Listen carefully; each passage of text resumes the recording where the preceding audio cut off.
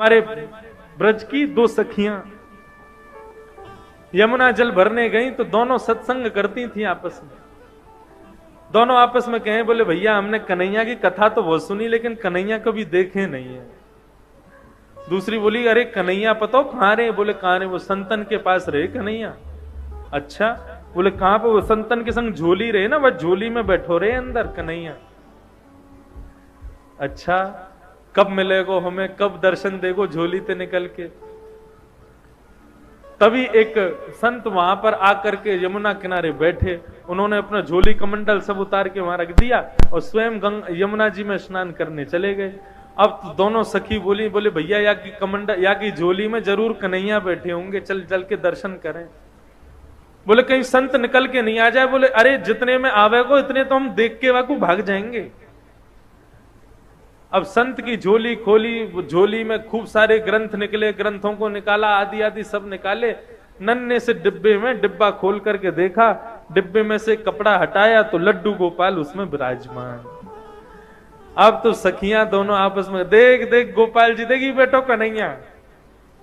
अरे बहन कितना सुंदर है कन्हैया। नन्हे से गोपाल जी हाथ में माखन लेके बैठे, लड्डू गोपाल। बोले सुन सुन, डिब्बा में बैठे, जल्दी बाहर निकाल। अब जैसे ही बाहर निकाले तो दूसरी सखी बोली, देख कन्हैया डिब्बा में बैठे बैठे उनके हाथ पांव कैसे सिकुड़ गए हैं।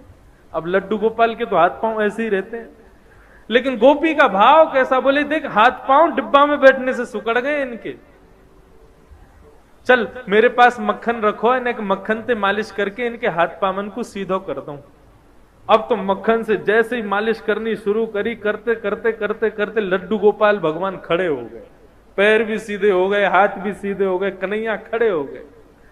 जैसे ही खड़े हुए इतने में संत आए, और संत जैसे ही आए तुरंत कन्हैया को रख करके डिब्बे में भागी वहां से। संत ने आकर के देखा तो लड्डू गोपाल, जो कि लड्डू गोपाल के रूप में थे, वो खड़े हो गए हैं।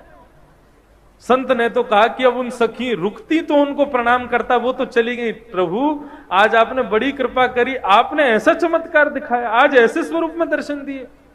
साष्टांग दंडवत करके जैसे ही चरण स्पर्श किए, संत का स्पर्श करते ही लड्डू गोपाल फिर से लड्डू गोपाल बन गए। संत के नेत्रों से आंसू बहने लगे, 2-4 घंटे रोता ही रहा। बोले प्रभु उन सखियों को यह तक नहीं पता कि आपके भोग के लिए मंत्र क्या बोलना चाहिए, आपका स्पर्श कैसे करना चाहिए, आपका भोग कैसे लगाना चाहिए। ऐसी अबोध उन सखियों के भाव से आप सीधे हो गए, और मैं जिसने आपकी प्राप्ति के लिए घर छोड़ा, परिवार छोड़ा, सब कुछ छोड़ के सन्यासी बना, मेरे स्पर्श करते ही आप फिर से लड्डू गोपाल बन गए। क्यों? आपको मैं प्रिय नहीं हूं?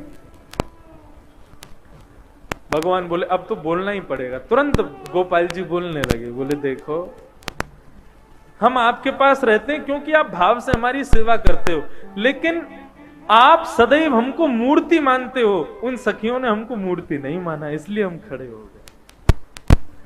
ये मूर्ति भाव अपने हृदय से निकाल दो।